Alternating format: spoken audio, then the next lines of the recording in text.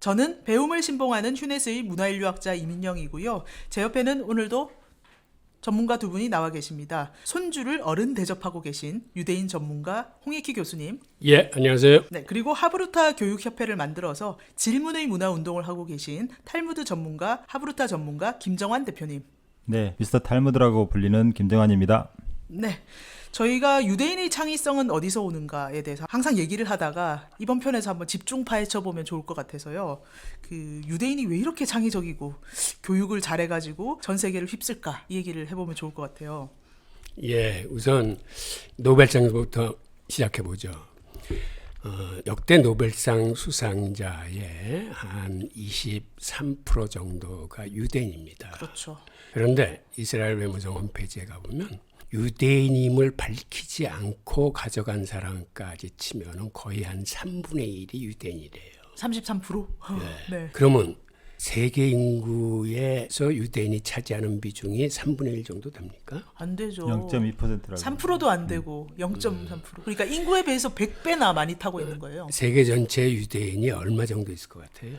천 몇백만 명 아닌가요? 1,500만 원 정도. 네네. 1,500만 명. 그러면 77억 인구 중에 사실은 0.2%도 안 되는 숫자거든요. 근데 0.2%도 안 되는데 23%를 가져간다는 얘기는 다른 민족에 비해서 100배 이상 가져가는 거예요. 그렇죠. 예. 그리고 교육 측면에서 봐도 미국의 그 유명 대학을 관장하고 있는 그 교육 세력들 역시 유대인들이에요. 그 아이비리그에 가면 교수의 뭐 3, 40%? 40%? 예, 맞아요. 아이비리그 교수의 30 내지 40%가 유대인 교수들이. 학생도. 예, 학생 숫자도 많아서 하버드나 와튼 스쿨 같은 데는 한 30% 정도가 유대인 학생들입니다. 아이비리그 평균을 내보면은 한 학생 숫자가 한 23, 4% 정도 된다고 그래요. 즉 그 얘기는 미국에서 명문대학에서 공부를 한다는 거는 유대인 교수한테 배우고 유대인 친구들과 어울리면서 알게 모르게 그 유대인의 그 문화와 사상에 동화되어 가는 과정이라고 볼 수 있죠. 네. 그래서 미국에서 그 정재계를 보면 그 사람들이 특히 유대인들하고 굉장히 친해. 그게 어렸을 때부터 그다음에 대학 시절에 그 유대인 성생들이나 유대인 친구들하고 어울려 가면서 그들한테 그 이질감을 느끼지 않고 자연스럽게 동화된 어떤 문화의 결과일 수도 있어요. 이제 그 유대인들 이야기들은 진짜 한국의 어떤 KBS나 EBS 뭐 이런 데서 정말 소개가 많이 됐거든요. 그런데 상당히 이질적인 것도 많아요. 그 사람들은 그 학교 하버드 학교를 예를 들면 하버드 학교에 유대인 커뮤니티가 따로 있어서 식당이 따로 있어요. 코셔를 먹어야 되기 때문에. 그 사람들이 따로 이렇게 모여서 밥을 먹을 정도로 또 그 사람들이 또 예배도 드려야 되고 기도회도 드려야 되고 뭐 이런 것들이 있어서 유대인들하고 가깝게 하기에는 참 쉽지는 않아요. 최근에 이제 하브루타 문화 협회에서 엘리 홀저, 그러니까 이분은 세계적인 하브루타 전문가거든요. 교육학 박사이시고 교수이시죠? 네, 교수이고 랍비이기도 하고. 네네. 그분이 이제 그 한국에 와서 식사를 했을 거 아니에요. 다 코셔만 해요. 네. 식사를 같이 해본 적이 없어. 2박 3일 워크숍을 했는데. 대표님도 코셔푸드 같이 드시면 되죠. 이제 그런 생각을 못 해봤네요. 근데 네. 이제 그분은 따로 방에 올라가서 식사를 항상 이렇게 도시락 주문해갖고 그거 오면은 그거 하나 먹고 그러더라고요.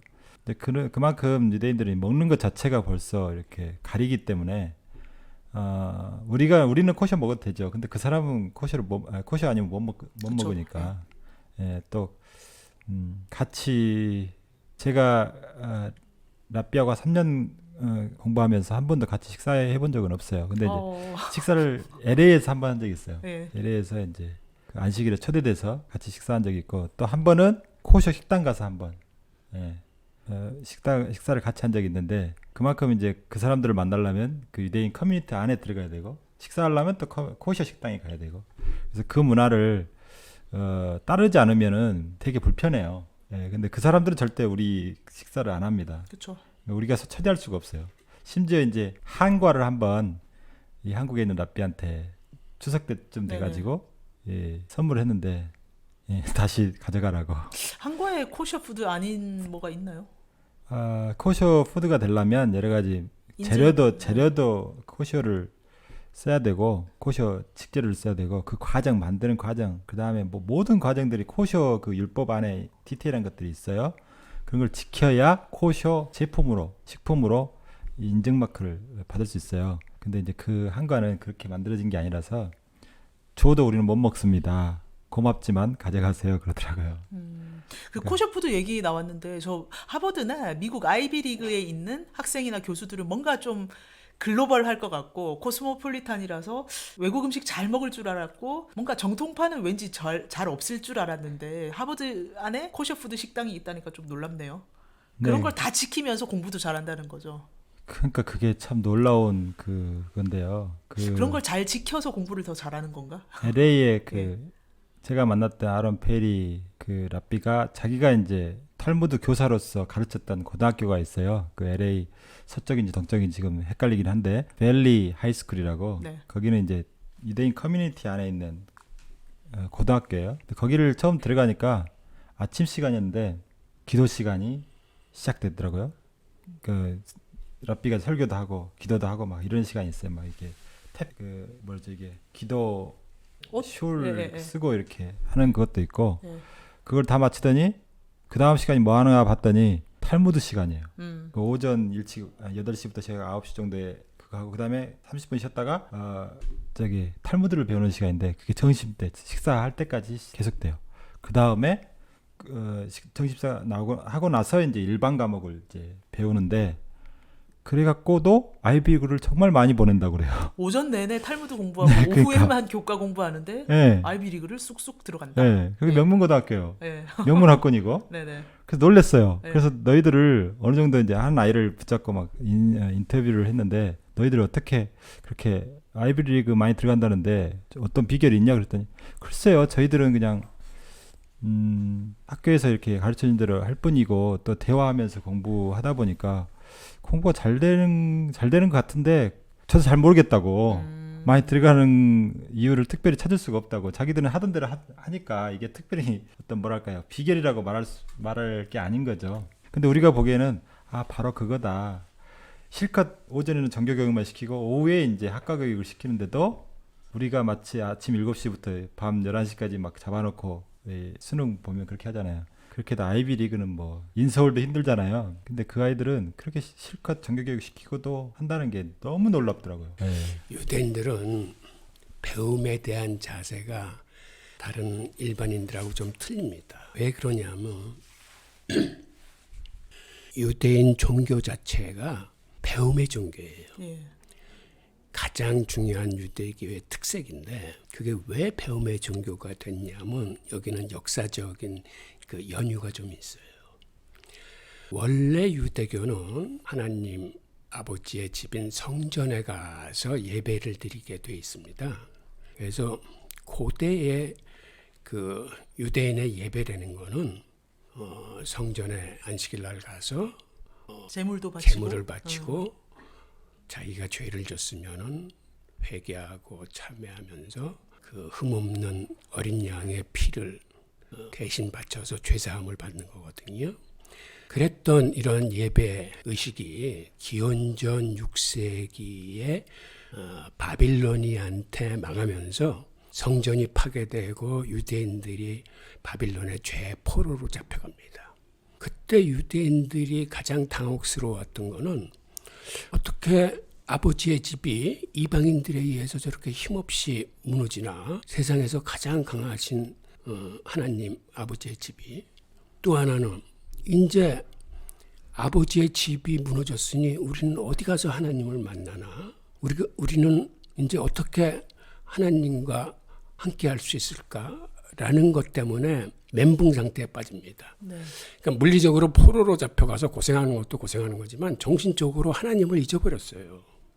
그때 하나님은 선지자를 통해서 새로운 메시지를 보내요. 그 메시지가 하나님은 성전에 바치는 1000가지 제물보다 1시간의 배움을 더 기뻐하신다라는 메시지입니다.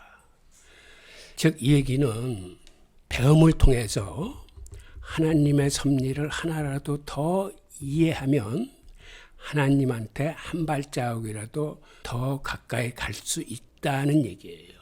즉 배움이 하나님한테 다가갈 수 있는 신앙생활이 된 겁니다. 그 후 유대인한테 있어서 배움의 의미는 아주 각별해지는 거죠.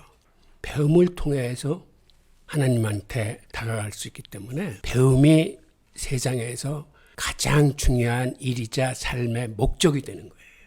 그러니까 그들이 배움을 대하는 태도는 일반인들이 생각하는 지식의 습득 정도가 아니라 배움을 통해서 하나님한테 한 발 한 발 다가가는 거예요. 한국의 부모님들이 되게 도입하고 싶으실 것 같아요. 애들이 그냥 종교 생활하듯이 막 거룩하게 공부만 하면 좋겠는데 한국에서는 뭐 세속적인 사회고 종교가 이렇게 통합이 안 되다 보니까 그렇게는 안 되잖아요. 하여튼 이런 의미에서 유대인들한테 배움이라는 거는 굉장히 각별합니다. 예. 그래서 이런 말이 있습니다.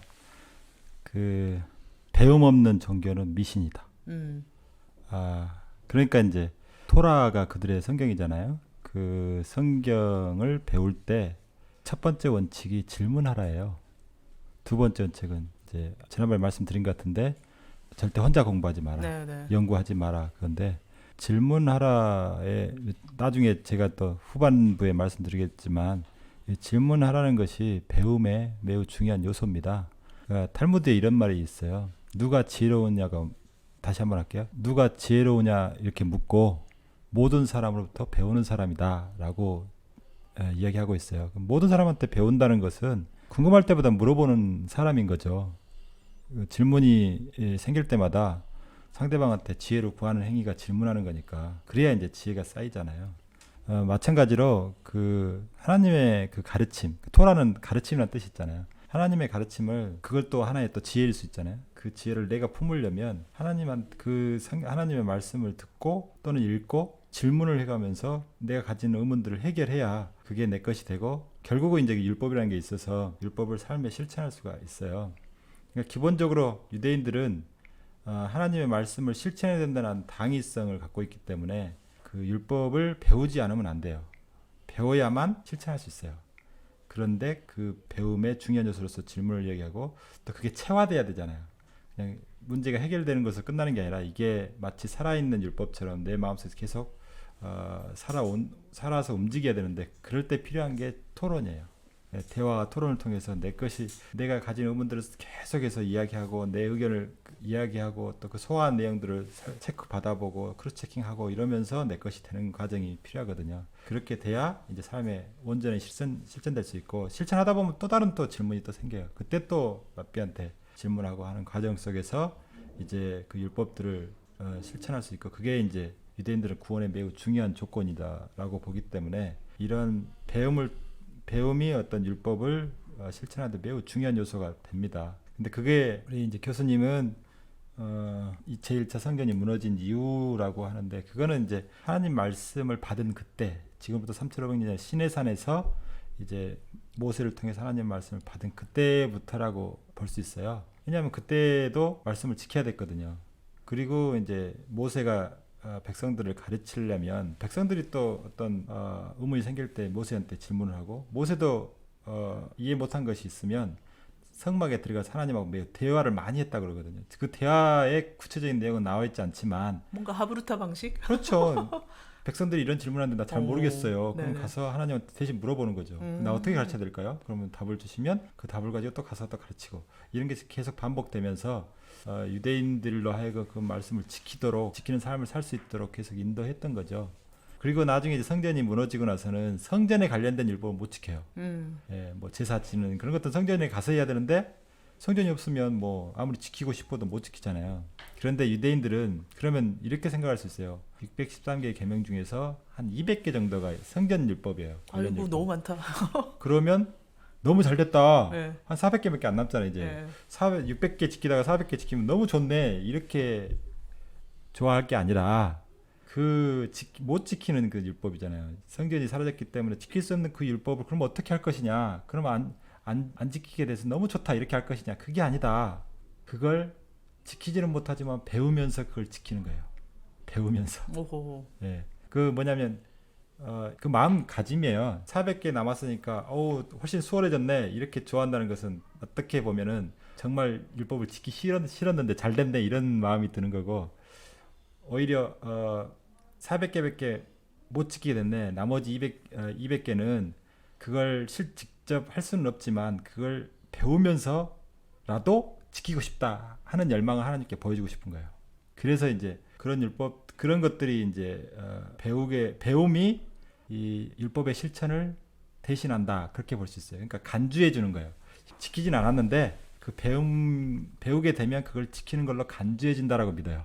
유대교가 언제부터 배움의 종교가 되었냐, 그 과정에 대해서는, 시기에 대해서는 약간의 이견이 있지만 되게 깊이 들어가니까 재밌네요. 네네. 그러니까 그래서 이제 실천할 수 있는 율법에 있어서 더 배움이 필요하고요. 실천할 수 없는 율법도 여전히 또 그걸 나중에 3차 뭐 성전이 지어지면 또 그 모습 그대로 지켜야 되거든요. 그러니까 그때를 위해서 또 배워두는 거예요. 그리고 또 그 배움이 뭐랄까요, 실천으로 간주해지는 그런 것도 있기 때문에 인간은 어차피 다 못 지켜요. 다 못 지킬 수 있는 거 알아. 그런데 인간이 할 수 있는 최대는 뭐냐면 최선을 다하는 것 뿐이에요. 613개 누가 지킵니까? 다 못 지켜요. 근데 최선을 다해서 지킨다면 다 지킨 걸로 간주해 줄게 이거예요. 그러니까 예를 들면 또 하나, 조금 더 예를 들면 내가 장애가 있어가지고 장애가 있는 부분에 대해서는 내가 못 지켜요. 그렇잖아요. 그런데 그걸 나는 못 지키니까 그 관련 율법, 내가 장애 부분, 신체 부분 때문에 지킬 수 없는 그걸 잘 됐네 이렇게 생각해가지고 그렇게 하는 게 아니라, 그럼에도 불구하고 나는 그걸 계속 공부하는 거예요. 그러면 하나님이, 그러니까 유대인들 생각에 하나님이 그 율법을 지킨 걸로 간주해 주실 것이다 이렇게 믿어요. 유대인들이 그 배움에 대한 그 자세를 알 수 있는 두 가지 사례가 있는데요. 고대에 그 예시바라는 그 유대인 학교가 있는데, 탈무드와 토라를 연구하는 전통 교육기관이죠. 네, 그 예시바에서 그 학생들을 부르는 칭호가 1학년 때는 현인이라고 그래요. 이거 제가 한번 말씀드렸을 텐데, 네네. 2학년 때는 그들을 철학자라고 부릅니다. 최고학년이 되면 비로소 학생이라고 불러요. 즉 평생 호기심을 갖고 배울 자세를 갖췄다는 뜻이에요. 그러니까 그러한 자세가 현인이나 철학자보다도 훨씬 윗단계인 거죠. 그리고 현대에 와서는 페렐만이라는 가난한 유대인 수학자가 있었습니다. 이 양반이 100만 달러의 현상금이 걸린 수학 문제를 풀어요. 그래서 그 재단에서 나와서 상과 상금을 받아가라고 그랬을 적에 그거를 거부합니다.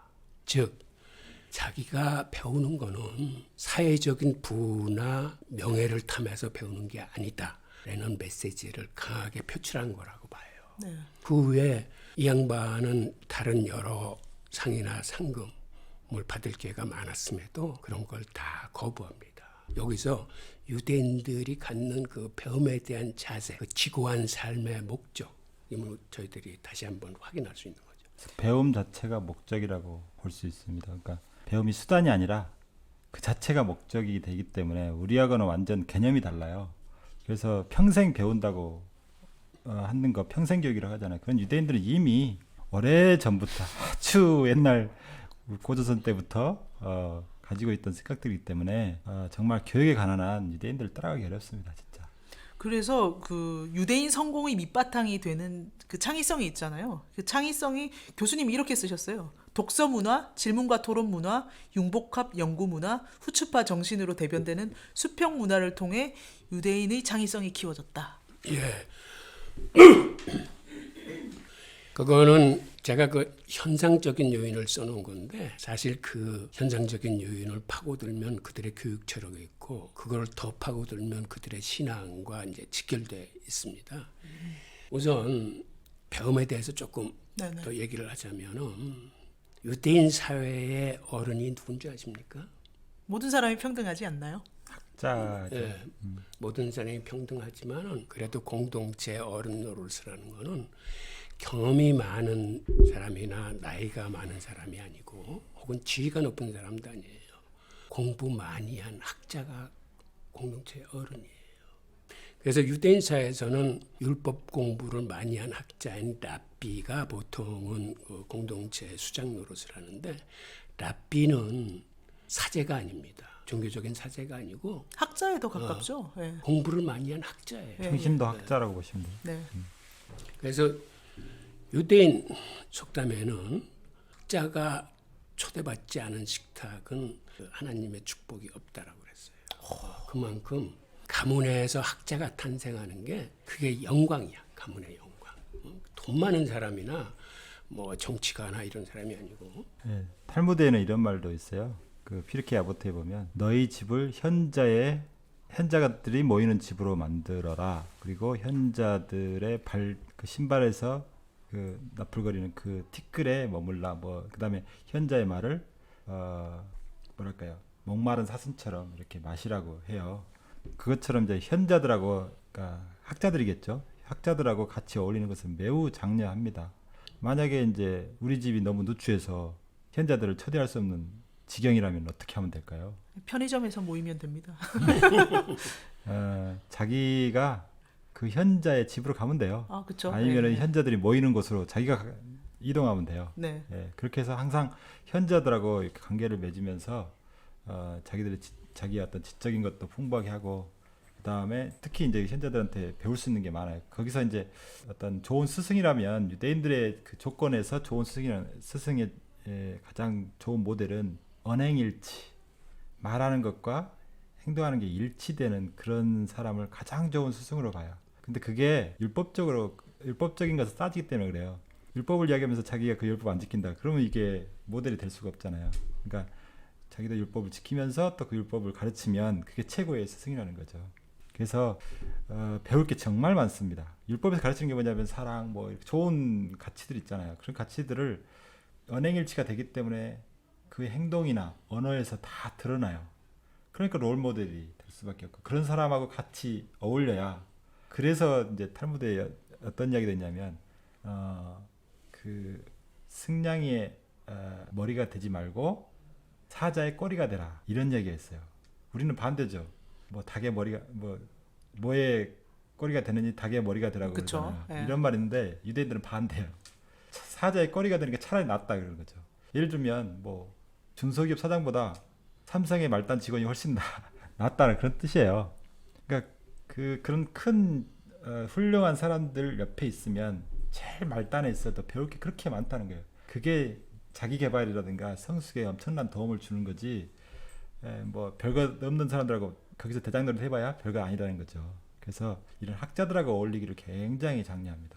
근데 예전에는 아마 탈무드 율법 학자들에 대해서 한 말이겠지만 지금 이제 사회가 발전하면서 모든 종류의 학자들도 그렇게 존중하나요? 그렇죠. 그게 왜 그러냐면 유대인들의 그 질문과 토론 문화 자체가 학자를 숭상하는 그런 전통으로부터 나왔어요. 왜 그러냐면 학자라는 개념이 우리가 생각하는 개념하고 조금 틀려요. 유대인들이 학자라고 부르는 거는 스승의 가르침을 온전히 잘 쫓아간 사람은 학자가 되지 못합니다. 오, 그럼 어떤 사람이 학자가 되느냐 하면 계속 질문하고 새로운 걸. 그렇죠. 예. 질문과 토론을 통해서 스승의 이론의 허점을 발견해내서 그걸 깨부수고 자기만의 새로운 이론을 정립했을 적에 비로소 학자라는 칭호와 더불어서 보상체계가 따릅니다. 그래야 학자가 되고 교수가 될 수 있는 거예요. 그러니까 우리 대학 풍토에서는 스승의 의견을 이론을 잘 쫓아가서 한 사람들이 나중에 강사도 되고 새끼 교수도 돼서 교단에 쓰는데 유대인 같은 경우에는 그런 사람은 학자가 안 돼요. 말 그대로 청출 어람이려야만 됩니다. 스승을 뛰어넘어야 돼요. 그러니까 스승을 뛰어넘기 위해서는 그들은 부단히 스승하고 질문과 토론을 통해서 학문적으로 대립하는 거죠. 네, 그렇게 한 측면이 있고요. 반대로 새로운 뭐 의견을 만들어내는 것도 매우 중요한데 그 전통을 그대로 계승하는 것도 매우 중요하다고 봅니다. 그래서 아까 말씀드린 것에 덧붙인다면 계통 있는 스승, 그러니까 하브루타를 할 때 마태복음 7장 7절에 이런 게 있어요. 구하라 찾아라 들으라 그런 게 있는데 구하라 할 때 스승을 이야기하는데 그 스승은 반드시 계통 있는 스승이어야 돼요. 그 밸리 하이스쿨 아까 말씀드린 그 밸리 하이스쿨에 가보니까 그 모세로부터 지금 그 랍비까지 이렇게 계통도가 있어요. 네. 그분이 몇 대 정도 되나요? 세보진 않았는데 네. 엄청나게 많아요. 그러니까 모세, 여수아 와. 그다음에 그 사사기에 나오는 사사들 그다음에 뭐 중간에 랍비들 쭉 해가지고 나오는데 그 사람들 밑에서 배우는 게 정통이에요. 그러니까 이제 바울 사도 같은 경우는 자기 그 스승이 가말리엘이었고 그 위에 이제 그러니까 랍비 힐레 이런 매우 중요한 계통에 들어가 있거든요. 그런데 이런 계통 있는 스승을 중요시 여기는 것이 이 사람들은 정통으로 보는 거예요. 정통으로 배운 사람이어야 돼. 그러면서 새로운 의견을 내야지. 그렇지 않은 경우에는 뭐랄까요? 잘못하면 이단 사상이 이렇게 들어오잖아요. 그러면 오히려 오염시켜요. 그래서 그런 계통 안에 있는 사람들한테 배우면 내가 지금 내 스승하고 배우고 있지만 근본적으로 하나님한테 배우는 거예요. 하나님 모세 이렇게 쭈르르 내려오잖아요. 이렇게 계통을 세워서 배우면 그 사람들은 자기 의견보다도 자기가 배운 것을 그대로 가르치려고 했어요. 예. 이미 그 검증된 거. 그렇지 않으면 자기가 검증되지 않은 것을 이야기할 때는 반드시 검증 과정을 거쳐야 돼요. 새로운 뭐 탈무드의 어떤 해석 같은 거 이야기할 때 내가 주장한다고 내 의견이라고 바로 가르치지 않아요. 이거는 반드시 검증된 것을 시사 선택해서 가르쳐야 이게 잘못된 가르침에서 빠지지 않지. 뭐 그렇지 않고 새로운 의견이라고 막 이야기하면 조금 어려워요. 그런 건 사실 종교적인 측면에서 유대교가 발전되어오는 과정 중에 그 신비주의나 극단적인 금욕주의나 하는 이러한 그 파들이 그 특히 고난의 시기에 많이 나왔어요. 그때마다 중심을 잡아주는 게 바로 정통을 추구하는 랍비들이었어요. 그러니까 그런 의미에서 아마 김 대표님이 얘기한 그러한 정통의 그 사다리라고 그럴까? 그 전통이 굉장히 중요한 거죠. 그렇지 않았으면은 유대인들이 많은 박해와 학살을 당했을 적에 이 사람들이 빨리 그 고통에서 벗어나기 위해서 하나님을 빠르게 만드는 지름길을 찾았는데 그런 것들이 뭐 신비주의나 이단이나 뭐 이런 것들이 같은 유대교 뿌리임에도 옆으로 이렇게 자꾸만 빠지니까는 그들이 종교에서 정통을 중시하게 되는 거죠. 네, 그래서 그 텍스트로서의 토라가 매우 중요한 역할을 합니다. 토라는 1.1획도 이렇게 가감을 할 수 없는 완벽한 하나님의 말씀이라고 보기 때문에 그 텍스트를 어떤 의견을 내도 텍스트에서 반드시 근거를 찾아줘야 돼요. 그거 안 찾으면 의미가 없습니다. 그러니까 텍스트 기반인 거죠. 그게 하브르타의 모형이에요. 그러니까 하브르타에서도 뭔가 이야기를 할 때 반드시 그 텍스트 안에서 근거를 찾아줘서 자기 주장을 해야 돼요. 아니면 이제 그 좀 벗어난다 그러면 다른 뭐 성경 구절 그 바로 텍스트가 아니라 조금 먼데 텍스트를 가지고 근거를 댈 수 있지만 결국은 토라는 텍스트 안에 머물러 있어야 돼요. 왜냐하면 이 말씀은 하나님의 말씀이기 때문에 절대적인 권위를 가져요. 거기서 벗어나서 다른 이야기를 한다는 것은 의미가 없어요. 그러니까 심지어 뭐 카발라 이야기를 해도 어디인가는 그것을 뒷받침할 수 있는 근거 구절이 있어야 돼요. 그게 있으면 이제 인정해주고 그렇지 않으면 인정 안 해줘요. 그러니까 아무 이 말 저 말 한다고 인정해주지 않고 반드시 그런 토론 과정을 통해서 변증도 하고 검증도 하고 막 이런 과정을 거치지 않으면 인정해주지 않기 때문에 그런 계통에 있는 사람들은 이미 검증되고 확정된 것을 주로 가르치기 때문에 다른 잘못된 가르침에 빠지지 않을 수 있죠. 정말 학문에 최적화된 것 같아요. 네. 예, 아까 그 유대인의 독서 문화도 말씀하셨는데 세상에서 가장 책을 많이 읽는 민족이 유대인들이. 그렇다면 세상에서 책을 가장 많이 쓰는 민족은 유대인. 역시 유대인들. 네. 그들이 이렇게 책에 가까울 수 있었던 게 이렇게 토라나 탈무드를 읽는 그런 습관에서 파생되어서 일반 그 책들도 참 많이 읽습니다. 그렇게 된 또 연유의 하나가 그들의 전통이 그렇게 만들었어요. 그 전통이라는 게 뭐냐면 유대인들은 엄마가 그 교육의 중심입니다만 아빠들도 그 육아와 자녀 교육의 그 두 기둥이라고 그러고 엄마가 한 기둥이고 아빠도 한 기둥이에요. 그래서 아이가 미성년일 때, 즉 성인식을 치르지 않은 13살 미만일 때는 유대인 아빠들은 절대 바깥에서 외식하지 않습니다. 오. 집에 들어와서 항상 자녀하고 같이 식사를 하면서 밥상머리에서 많은 얘기를 해줘요. 그것이 뭐 종교에 대한 얘기, 조상에 대한 얘기, 아이가 관심을 갖는 이런 일반적인 얘기 등 가리지 않고 많은 얘기를 해주는데, 유대인 아이들은 이렇게 저녁 밥상머리 위에서 아빠가 해주는 얘기를 통해서 정말 많은 걸 배운다고 그래요. 이게 아주 어려서부터 아이한테 이러한 밥상머리 교육을 하기 때문에 유대인 아이들은 만 4살이 되면 일반 아이들이 한 800~900단어를 인지할 적에 이미 1500단어 이상을 인지한답니다. 그 힘이 아빠의 밥상머리 교육에서 나와요. 그렇다고 그래요. 그 실제로 유대인 아이들이. 어떤 대학교 연구 발표에도 그게 나옵니다. 그러니까 우리는 보통 아이들의 어떤 어휘력이 발달하는 게 책을 같이 읽어주고 같이 뭐 도서관 가서 뭐 해주고 그러면 많이 늘어날 거라고 생각하는데 전혀 그렇지 않고 밥상머리에서 엄마하고 아빠하고 이런저런 이야기하고 또 엄마하고 아이들하고 또 아빠하고 또 이렇게 가족들이 뭐 어울려지면서 이런 이야기 저런 이야기 할 때 훨씬 더 많은 어휘가 왔다 갔다 한대요. 그걸 통해서 어휘력이 늘어나고 그러면 이제 문해력이라는 게 키워지거든요. 그런데 이제 유대인들이 꼭 하는 게 있어요. 베갯머리. 그러니까 침상에 누워 있는 아이들한테 반드시 이제 뭐 엄마든지 아빠든지 거기는 아이가 많으니까 돌아가면서요. 네. 엄마 아빠가 나눠서 이렇게 하는데 어린아이 머리맡에 앉아가지고 자기 뭐 잠자기 전에 그 하루에 있었던 이런 뭐 나쁜 일도 좋은 일도 그런 것도 회상해 보고 잘못된 건 좀 서로 엄마한테 상처 입은 것도 있을 것이고 뭐 이런 이야기도 하지만 또 자기 조상들의 이야기 그런 것들을 말로 이렇게 풀어서 이야기하거든요. 그리고 잠잘 때까지 이렇게 기다려줘요. 그런 것들이 이제 그 공부할 때 매우 중요한 학습 방법이에요. 그때가 가장 기억에 많이 머무른다 그래요.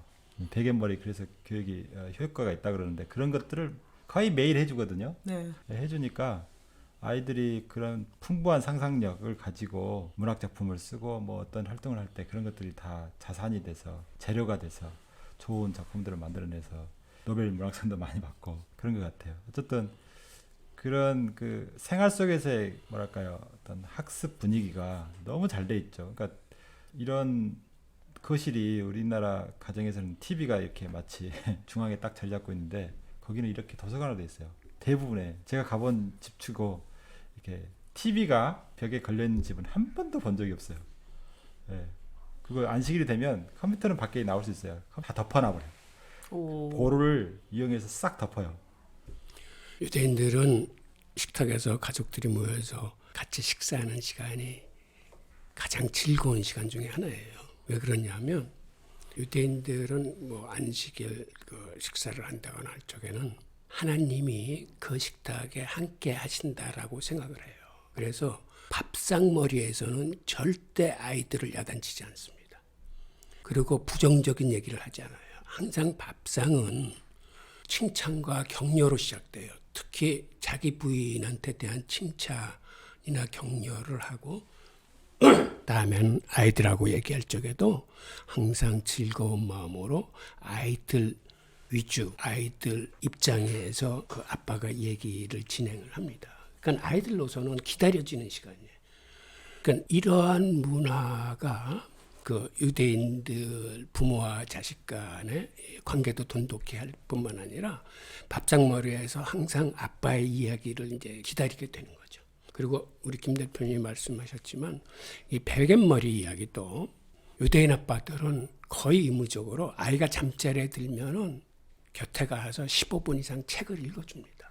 그리고 이 안식일 날이 되면 유대인들은 일을 할 수 없어요. 그렇죠. 과거에는 일을 한다는 게 불을 붙이는 거로부터 시작됐는데 그러면은 만약 고대에 일을 하다가 걸리면은 동족이라도 유대인은 다 죽였어요.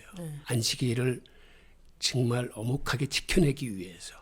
그래서 현대에 와서도 현대 불은 뭘 느끼죠? 스위치나 버튼을 키잖아. 그러니까 유대인은 스위치나 버튼에 손을 댈 수가 없어요.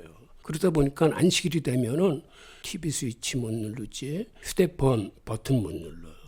그러니까 뭐 SNS도 할 수 없고 전화도 서로 받을 수 없어. 자동차 시동도 못 걸고 엘리베이터 버튼도 못 눌러. 그러니까 그들이 마천루 올라가려면 다른 사람이 눌러주거나 다른 사람도 없으면 길거리에 꼬마를 불러서 버튼을 누르게 할 정도로 아주 철저합니다. 즉 그들이 일요일 날 할 수 있는 거는, 즉 안식일 날 할 수 있는 일은 식구들이 다 같이 모여서 책 보는 것뿐이 없어요. 그러니까 아이는 태어나면은 맨날 잠자리에 들려고 그러면 아빠가 득달같이 잘려서 책 읽어주지, 모처럼 안식일 날 식구들이 다 모였는데 다 같이 앉아서 책을 보지 하니까 애들은 사람은 태어나면은 책을 읽어야 되는구나 라고 아주 그렇게 인식이 돼서 책의 생활화가 됩니다. 그래서 어렸을 때부터 책을 읽기 때문에 책에 대한 몰입도나 이해력이 다른 학생들에 비해서 굉장히 월등하게 발달해요. 이게 어떤 사례를 알 수 있냐면, 제가 이제 직장 관계로 대부분의 시간을 외국에서 보내느라고 우리 애들이 이제 외국에서 공부하는 시간이 많은데, 한국 애들이 일반적으로 공부를 잘합니다. SAT 시험을 치면은, SAT 시험이라는 건 영어 수학으로 되어 있는데 특히 한국 애들이 수학에 강해요. 그래서 백인 애들보다 수학에서 우리가 한 20-30% 점수를 더 받아내요. 그래서 외국 아메리칸 스쿨에서는 한국 애들은 인정을 해줘요. 영어를 잘 못해도 한국 애들만은 받아줘. 그런데 그런 한국 애들을 앞서는 애들이 간혹 있는데 걔네들이 유대인이에요. 걔네들이 수학을 우리 애들만큼 잘하느냐? 그렇지 않아요. 그럼 어디서?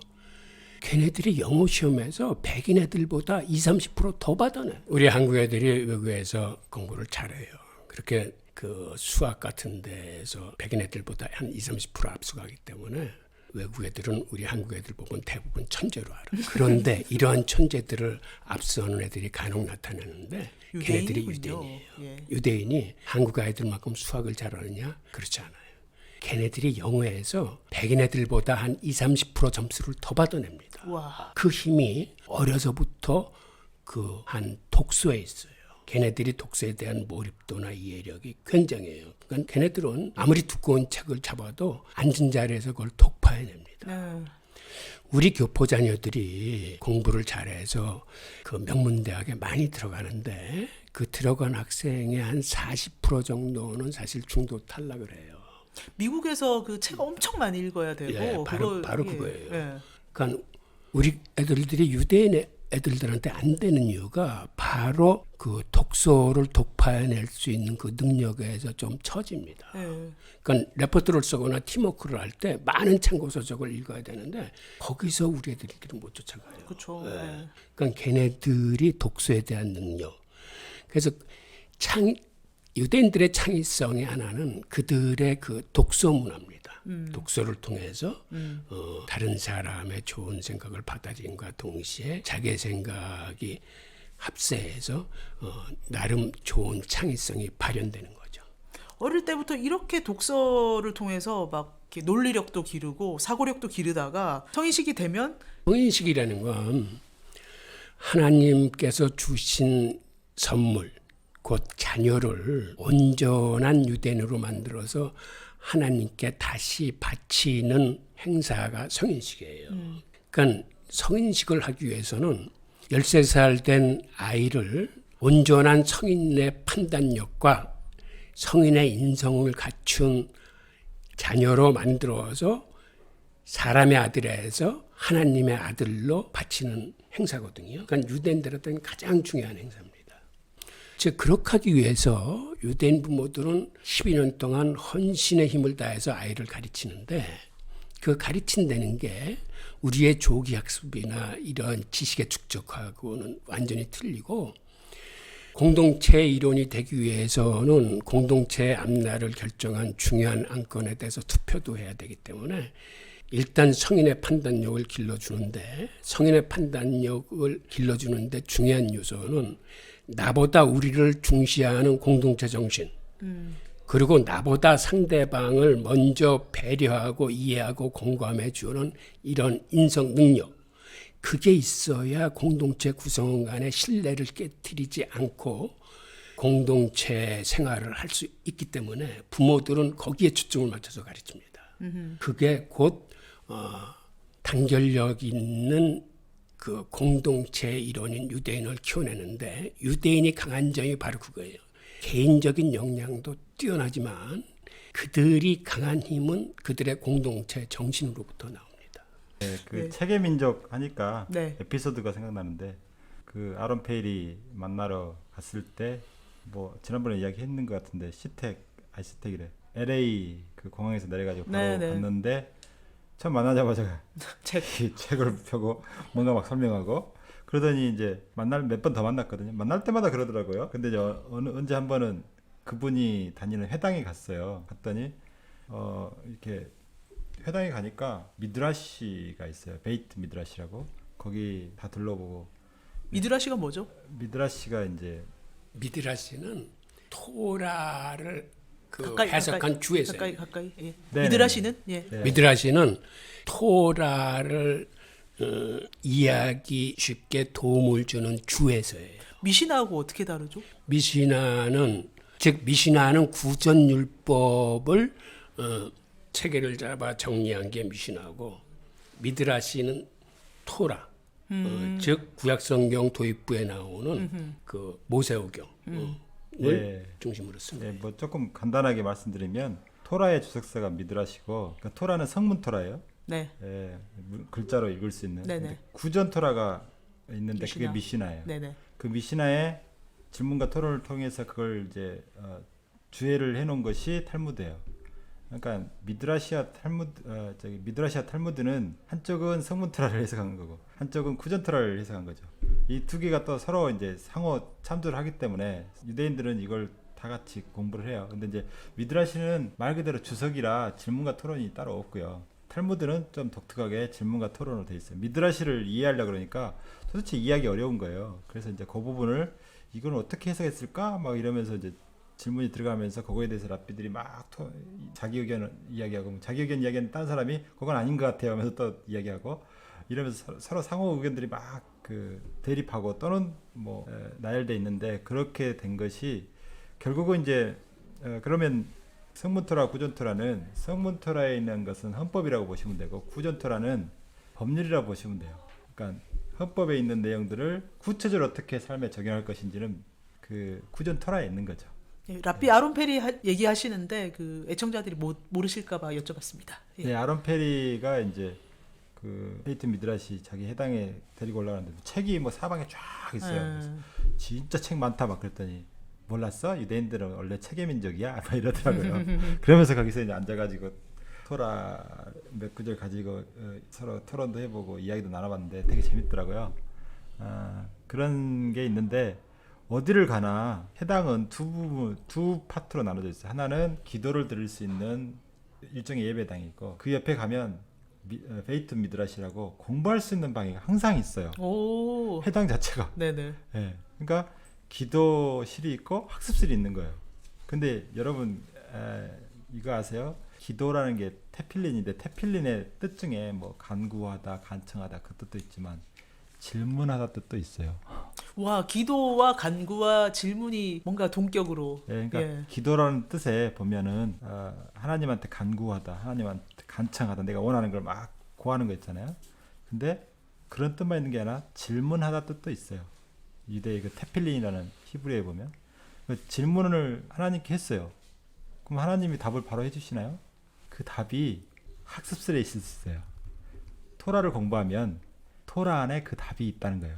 그래서 토라에는 70개의 얼굴이 있다고 해요. 그 70은 뭐냐면 무한대, 그리고 그 얼굴은 의미예요. 뭐 답이라고 할 수도 있죠. 모든 삶에 관련된 질문에 대한 답은 토라 안에 있어요. 그러니까 기도를 하면서 떠올랐던 어떤 질문들, 하나님께 했던 그 질문들은 학습실에서 이동해 가지고 공부하면 거기에 답이 있을 수 있어요. 그래서 서로 연결돼 있어요. 이 두 공간이.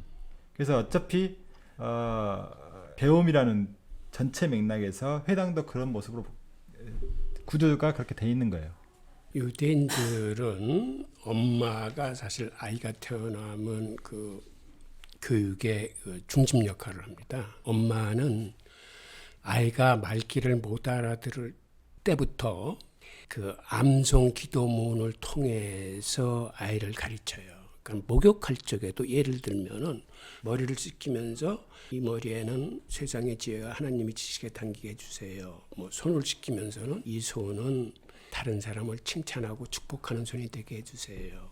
뭐 다리를 씻기면서는 이 다리가 우리 민족을 뛰어다니면서 먹여 살리게 해주세요. 이런 식으로 기도를 드려요. 그러면 아이는 엄마한테 몇백 번도 더 씻김을 당하면서 알게 모르게 그 기도에 쇠뇌되어 버립니다. 그래서 내 머릿속에는 세상의 지식이 담겨야 되는구나. 나는 다른 사람을 칭찬하는 사람이 돼야 되겠구나. 나는 훗날 뛰어다니면서 우리 민족을 내가 먹여 살려야 되겠구나. 이런 게 자아실현의 기초가 되고 자존감의 토대가 됩니다. 이런 식으로 엄마는 기도문을 통해서 아이한테 알게 모르게 깊은 영향을 미쳐요. 아침에 일어나면 감사기도서부터 한 18가지 바치는 그 감사기도문이 있어요. 그러니까 아이는 엄마하고 같이 생활하면서 자기도 모르게 유대 교인이 돼버리는 거예요. 그 다음에 이러한 유대인 엄마 아빠의 이 지독스러운 교육 방법은 그들의 전통이니까 그럴 거예요. 그들이 부모가 그렇게 했으니까 자기도 자식들한테 이렇게 하는 건가? 스스로 계속 질문하면서 더 좋은 방법을 찾아가지 않을까요? 유대인이니까. 그게 예. 그게 아니라 네. 유대인들은 이게 하나님으로 받은 명령이에요. 하나님으로부터 받은 하나님으로부터 직접 받은 명령입니다.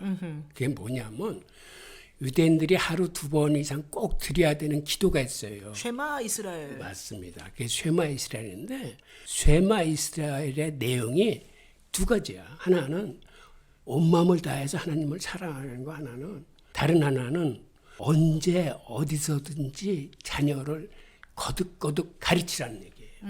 그래서 유대인 엄마 아빠는 정말 언제 어디서든지 길을 갈 때든지 누워 있을 때든지 일어나 있을 때든지 아이들을 그렇게 가르치는 겁니다. 이건 하나님의 명령이에요. 그 쉐마는 조금 더 말씀드리면 쉐마는 613개 계명하고 연결돼 있어요. 그러니까 쉐마를 가르친다는 것은 곧 내가 613개 계명을 다 배우고 지키겠습니다라는 하나의 맹세인 거죠.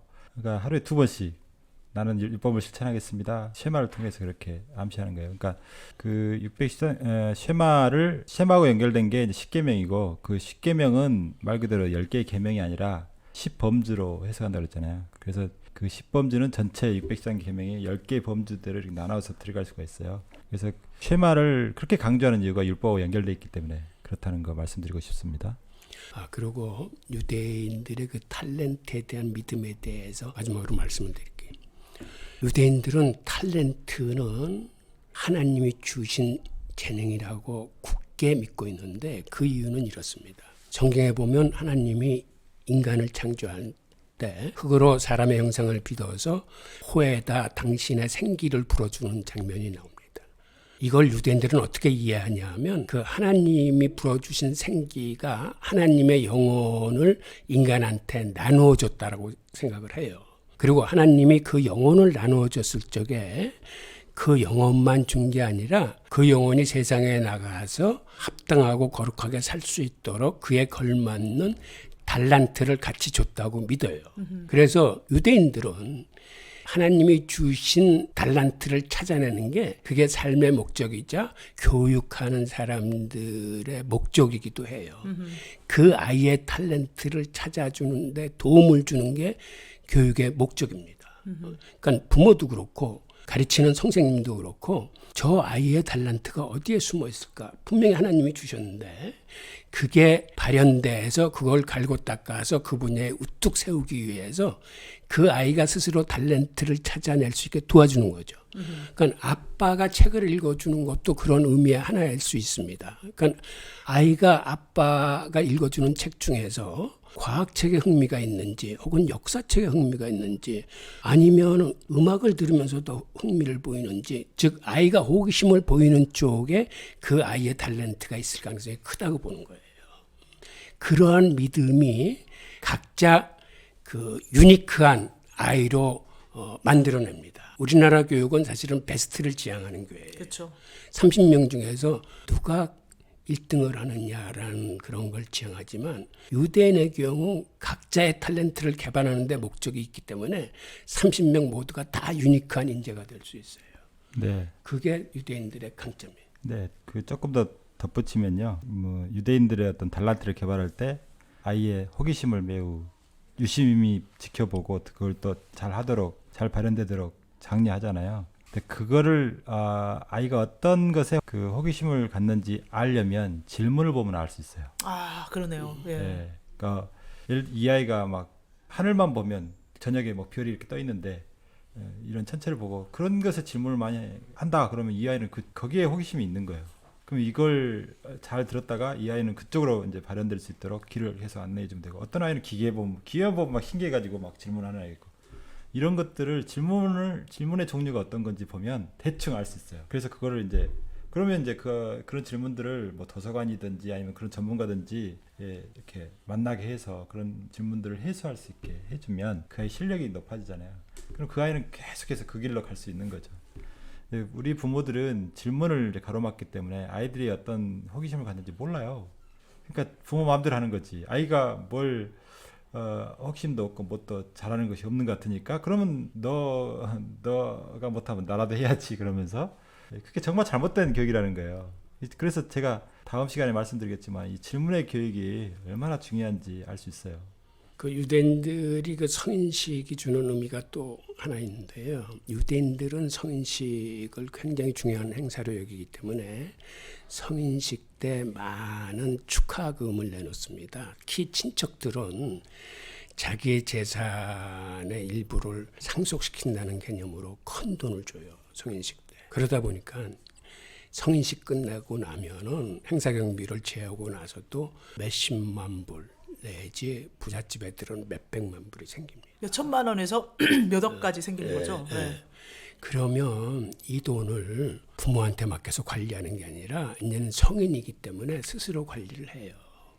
그러니까 포트폴리오라는 개념이 유대인들한테서 나왔는데 이 아이들도 자기가 성인식 때 받은 돈을 가지고 이거를 주식, 채권, 뭐 적금, 부동산에 나누어서 포트폴리오를 하면서 스스로 누가 시키지 않아도 자기의 자산을 증식시키기 위해서 경제 공부에 신경을 안 쓸 수가 없어요. 그래서 지금은 상황이 좀 위험하니까는 위험 자산인 주식을 줄이고 안전한 채권으로 옮겨놔야겠구나. 라거나 지금은 화랑세니까 이런 현금이나 채권에서 오히려 이걸 주식이나 이런 데 수익이 더 많은 데로 분산시켜야겠다라는 등 이런 게 어떠한 돈에 대한 결과를 낳냐면, 우리는 대학을 졸업하고 직장을 구하고 결혼을 하고 난 다음에는 식구들을 먹여 살리기 위해서 돈을 법니다. 우리는 돈을 번다는 생각을 갖고 있어요. 근데 유대인들은 돈이란